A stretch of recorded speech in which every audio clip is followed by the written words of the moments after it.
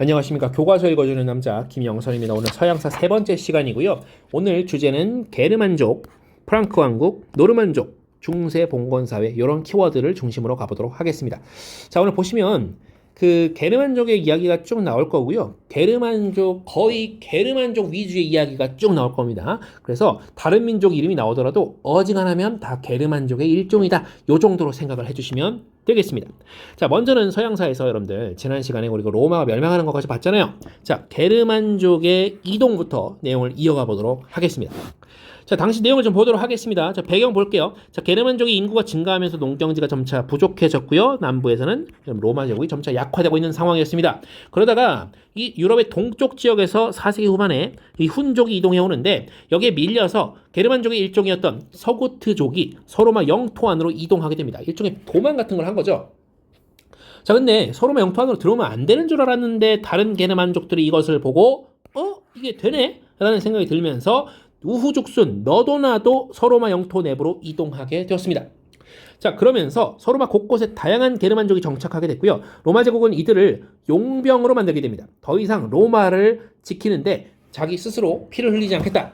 다른 일종의 야만인들을 용병으로 부리겠다라고 한 거죠. 그러면서 로마 제국에서 점차 게르만족의 입지가 강해지게 됩니다. 그러다 보니 게르만족이 각 민족마다 나라를 세우게 되는 거예요. 그리고 로마 제국은 이것을 통제할 힘이 없습니다. 왜냐? 게르만족을 용병화하면서 자국민이 군인이 거의 없었잖아요.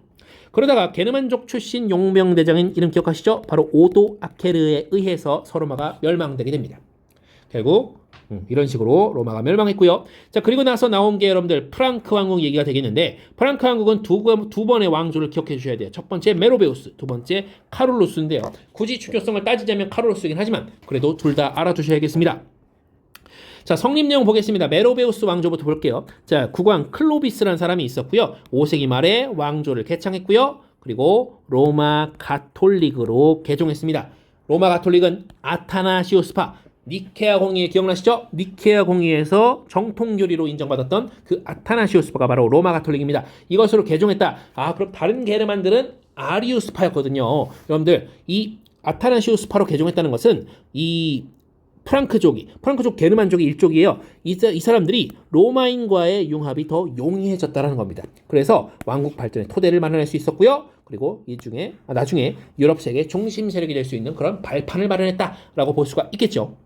자, 근데 클로비스가 죽은 이후에 6세기 후반경부터 왕실의 내분으로 왕권이 약화되고 있었고요. 실권이 누구한테? 그렇죠. 궁제, 일종의 재상입니다. 재상한테 넘어가게 됩니다. 자, 희대의 재상이었습니다. 궁제 카롤로스 마르테. 이 궁제란 용어 기억해 주세요. 왕이 아닙니다. 자, 카롤로스 마르테는 죽을 때까지 왕이 아니었는데요. 이 사람이 바로 투르 푸아티에 전투에서 승리합니다. 그러면서 상대는 누구였죠? 이슬람의 우마이야 왕조였어요. 우마이야 왕조. 글씨가 매우 이상하니까 다시 써볼게요. 자, 우마이야 왕조에 대해서 여러분들 투르 푸아티에에서 승리했잖아요. 그래서 이들은 크리스트교 세계를 보호했다라는 그런 평을 받고요. 로마의 멸망 이후에 보호자가 없었던 이 로마 교회와 강력하게 결합하는 그런 계기가 되기도 합니다. 물론 아까 그 클로비스가 로마 가톨릭으로 개종한 것도 또 강력한 계기였고요. 선생님 말을 자꾸 절거야 되네요. 좀 열심히 해볼게요. 발음 연습을. 자, 카롤로스 왕조를 이어갑니다. 자, 카롤로스 마르텔의 아들이자 메로베우스 왕조의 궁제였던 피핀이 기존의 왕을 폐위시키고 로마 교황의 지지를 받아서 카롤로스 왕조를 개창하게 됩니다. 도대체 이 로마 교황은 왜 피핀을 지지했느냐? 피핀이 랑고바르드, 다른 말로 롬바르드라고도 불리는 이 이탈리아 지역에 있던 왕국의 라벤나 지역을 뺏어서 교황에게 넘겨주게 됩니다. 이 랑고바르드가 교황을 좀 이렇게 공격하고 있었거든요. 그래서 이 라벤나 지역을 공격해서 뺏은 다음에 교황에게 줬어요. 이것이 이후로도 교황령의 시초가 됩니다. 교황령. 자, 카롤루스 대제 볼게요. 이 사람은 피핀의 아들입니다. 근데 대제잖아요. 대황제잖아요. 프랑크 왕국의 전성기를 이끈 황제라고 볼 수 있겠습니다. 자, 이 사람은요, 서로마의 옛 땅 고토를 상당 부분 차지하게 됐고요. 그리고 771년에는 프랑크 왕국을 통일 지배하겠다라는 얘기가 있고요. 자, 정복지에 교회를 세우고 그리고 교황의 요청을 받아서 이탈리아 진격한 이후에 아까 라벤나만 뺏겼던 랑고바르드 왕국을 멸망시켜버립니다. 그래서 카롤로스 대제는 프랑크의 왕이면서 랑고바르드 또는 롬바르드 왕이라고도 불렸습니다. 자, 교황 레오 3세가요. 이때 너무 카를로스가 고마운 거예요. 그래서 이 힘을 이용하기로 합니다. 그래서 카를로스를 서로마 황제로 대관하게 됩니다. 서로마는 476년에 망했는데 이 상징적인 의미, 서로마 황제로 임명을 했다는 것이죠. 자, 카를로스 대제와 또 같이 가야 되는 키워드가요. 카를로스 르네상스입니다. 카를로스 르네상스는요, 여러분들 뭐 이런저런 문예 부흥 운동이기도 한데요. 이런저런 문화를 융합한 중세 서유럽 문화의 토대를 마련하는 그런 기틀이 되었다라고 기억을 해주시면 되겠습니다. 카를로스 대제와 카를로스 르네상스 한번 기억해 주시면 좋을 것 같습니다. 자, 근데 전성기가 오면 그 다음은 망한다는 얘기죠. 망한다기보다는 좀 분열, 쇠퇴라고 표현을 하겠습니다. 자, 어쨌든 카를로스 대제가 죽은 이후에 이 게르만족의 전통에 따라서 분할 상속을 하게 됩니다. 분할 상속에 따라서 내분이 일어나는데요. 그때 조약이 두 개가 맺어집니다. 바로 베르된 조약, 이름이 좀 특이하죠. 그리고 메르센 조약입니다. 베르된, 메르센. 여러분들 각각의 조약 각각의 내용을 묻지는 않습니다. 선생님도 잘 몰라요. 근데 이 조약의 결과물은 묻습니다. 동서중 프랑크로 분열되다는 결과 말이죠. 자, 동프랑크는 오늘날의 독일이고요. 그리고 서프랑크는 오늘날의 프랑스 되겠습니다. 그리고 중프랑크는 오늘날의 이탈리아 되겠습니다. 이렇게 한번 연결해 주시고요. 자, 그 밑에는 이제 프랑크족이 성공했던 요인, 프랑크족은 왜 이렇게 강성해질 수 있었는지, 그 많은 게르만족 중에서 왜 하필 프랑크족이 강성했는지를 볼 수 있는 글이 여기 있으니까 한번 읽어보시고요. 자, 노르만족 설명 들어오겠습니다. 자, 노르만족도 게르만족의 일종인데 이름이 노르만이에요. 노스만이라고 해서 북쪽 사람이란 뜻입니다. 자, 유럽 북부죠. 스칸디나비아 반도와 덴마크 지역에 살던 북쪽 사람인데요. 이들은 게르만족의 일종이었습니다. 자, 그래서요, 프랑크 왕국이 분열하던 9세기부터 배 타고 남하에 옵니다. 유럽 해안 내륙으로 이동했고요. 옮겨온 곳이나 원래 살고 있던 곳에 여러 나라들을 건국하는데 여러분 각주에 있는 나라들 이름 정도는 한번 그래도 읽어봐 두시면 좋을 것 같습니다. 자, 그리고 같은 시기에요. 여러분들 마자르족과 이슬람 세력이 점점 유럽을 침입해와요. 유럽 대혼란이겠죠. 그러니까 지금 프랑크 왕국 같은 중앙집권 국가가 없는 상황입니다. 카를로스 대제 죽은 지 오래됐어요. 그러다 보니 각자 도생의 길로 흘러가게 됩니다. 그것이 바로 봉건제 형성으로 이어지게 되었습니다. 배경을 다시 한번 살펴봅니다. 봉건제 형성의 배경은요. 프랑크 왕국 분열됐죠. 노르만 북쪽에서 내려오죠. 마자르족 오죠. 이슬람족 오죠. 하면서 각자 도생의 그런 지옥판이 헬게이트가 열린 겁니다. 그래서 각 지역을 지배하고 있던 사람들이 자기네 권력을 지키기 위해서 세력을 각지에서 이렇게 고립시키게 되는데요. 자, 왕과 제후 또는 기사들로 이어진 이런 사람들은요, 자기네끼리 일진놀이를 하고 있어요. 주종 관계가 확립되고 이것을 세습시키게 됩니다. 일종의 계약을 맺게 되는데 그거는 자세한 건 밑에 있으니까 읽어보시고. 자, 그리고 성직자들도 이 봉건제의 한 축을 담당하게 되고요. 이도 저도 아닌 지방 세력가들도 나중에 여기에 편입되게 됩니다. 가장 불쌍한 건 지역민들이에요. 자, 지역 간 이동이 어려워집니다. 자꾸 쳐들어오니까 움직일 수가 없어서 상공업이 쇠퇴하게 되고요. 이후에는 지역 농촌 중심 경제 체제에 편입됩니다. 즉 다른 말로 하면 갇혔다는 뜻이죠. 완전히 갇혀버렸어요. 그래서 이들이 나중에 농노화되었습니다.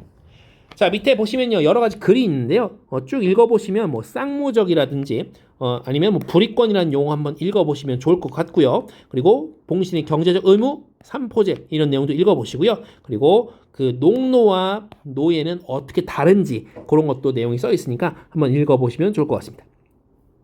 자, 봉건국가의 성립으로 넘어가 보도록 하겠습니다. 자, 봉건국가가 우리가 굉장한 지방분권이 굉장히 심한 그런 체제라고 우리가 일반적으로 생각을 하는데 사실 아닌 경우도 있긴 하거든요. 그래서 우리가 전형적인 지방분권형 봉건제도 보고 그리고 좀 예외적인 것도 좀 나눠서 보도록 하겠습니다.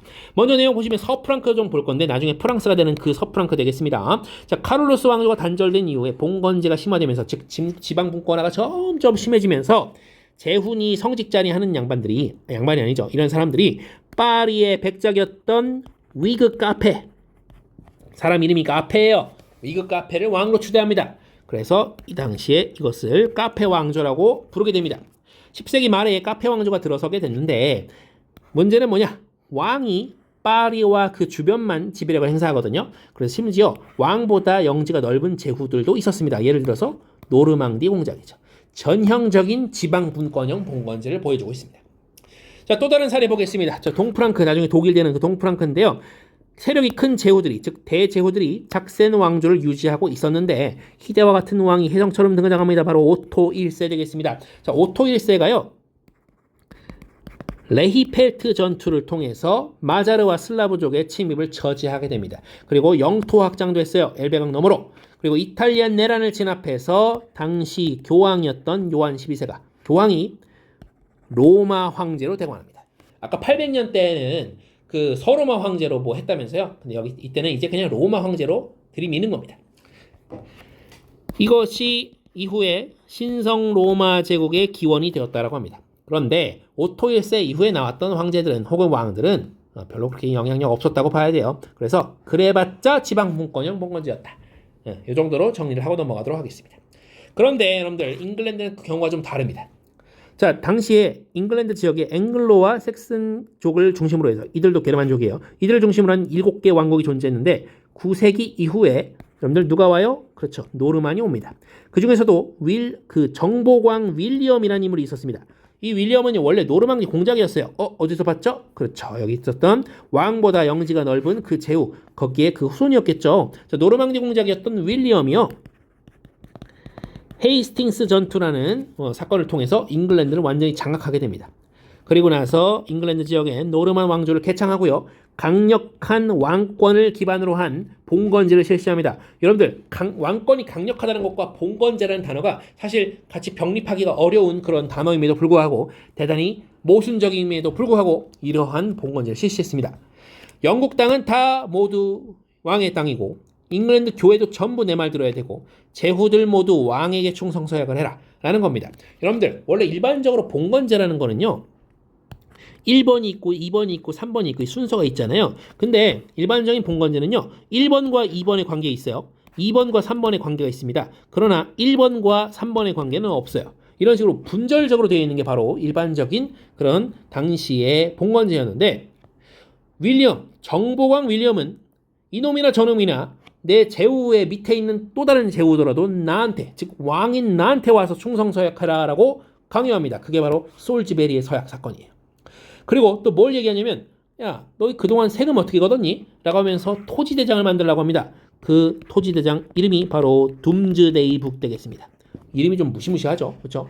이것을 작성해서 조세징수 목적으로 매우 빡빡하게 했기 때문에 사람들이 마치 멸망처럼 여겼다라고 해서 둠즈데이 북이라는 이름이 붙었다는 얘기도 있고요. 혹은 이 돔이란 단어가 뭐 계산하다라는 의미를 갖는 뭐 옛날 영어 뜻이래요.